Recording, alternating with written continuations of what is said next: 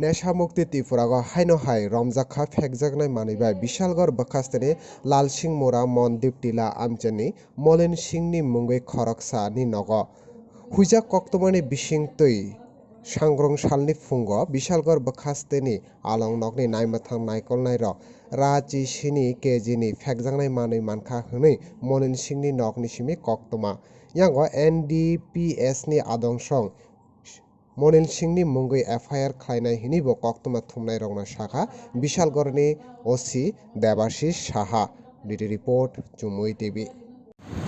আজকে ভোর রাত্রিবেলা আমাদের কাছে একটা খবর আসে রাত্র অনুমানিক 3টার সময় যে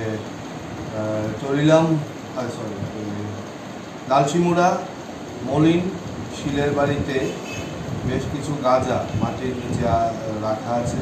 সেই সংবাদের ভিত্তিতে আমরা লালসিমুড়া মলিন শিলের বাড়িতে যাই এবং মাটির নিচ থেকে 5টা ড্রাম আমরা উদ্ধার করি, গাঁজা ভর্তি ড্রাম, এবং যার ওজন অনুমানিক 170 কেজি।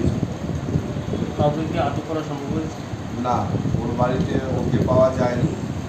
আমরা ওর বাড়িতে রেড করেছি কিন্তু ও বাড়িতে ছিল না, তাকে ধরা সম্ভব হয়নি। কিন্তু ওর বিরুদ্ধে আমরা NDPS মামলা, NDPS নির্দিষ্ট ধারায় আমরা একটা মামলা নিয়েছি।